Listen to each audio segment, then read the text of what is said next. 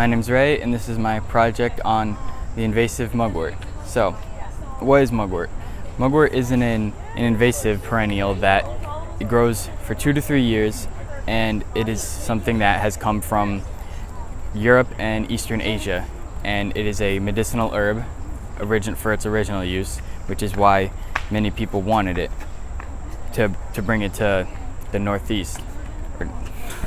You might want to cut that. This started over. Yeah, everything can be edited. Okay, it's edited. I thought it was like one take. Oh no, it's fine. Okay. People wanted it to bring it to North America, which is how did it get here into North America and how did it start spreading? It got here from people wanting to bring it here during the 16th century when the trade route system became a prime thing that everyone was involved in, and brought it to North America to wanting to utilize it for its medicinal herbs and its capabilities. So, even though it is very helpful for its medicinal purposes, why is it now seen more as a harmful plant? Well, in North America, when it starts spreading, it has a tendency to be very aggressive, and it gets into all the roots of other plants around it and spreads and just takes over and then kills off any other plants that it was controlling, that was controlling the area. When settling, the plants displace any other natives that were originally there, and then that can also disrupt the entire ecosystem around the whole area, because everything has a give and take for each other, all the plants. So when it also plants into the ground, its first year, it starts to take over and then builds itself up, and then in its second year it plants its rhizome in the ground, which is its core root, and that's when it builds itself in the ground and then starts spreading even farther than it originally did before.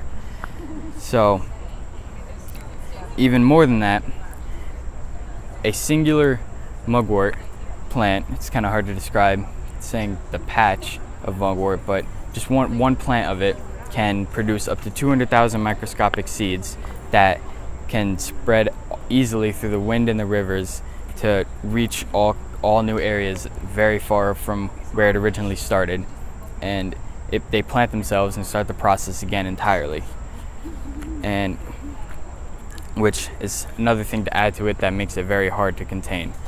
And so, but speaking of containing, what makes it very hard? What can we do to actually contain it and prevent it from spreading like the invasive it is?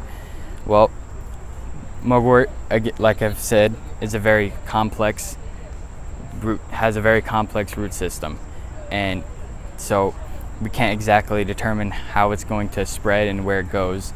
But one thing that we do start by doing is pulling it out of the ground by hand, which when it's in its year one stage is its most helpful, because it hasn't gotten a chance to plant like the big core rhizome, and its roots now are only still like strings and really like short and shallow and easy to pull up. And by taking out in its first year stage, it doesn't have the chance to grow, so now it has to restart its first year process all over again. So an even better way to get rid of mugwort is by using machinery that's designed to take it out of the ground, because it can easily, more than by hand, easily just go through the ground and like take it all out, because the roots are so shallow. It can pick it up like it's just like grass basically, and then it makes it a lot easier than doing it by hand, for one, and it's a lot more effective in the long run.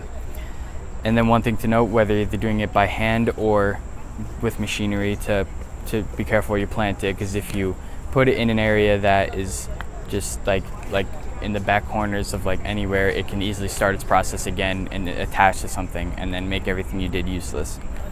But after all of our work's done, what is the end goal we get to see for trying to get rid of mugwort?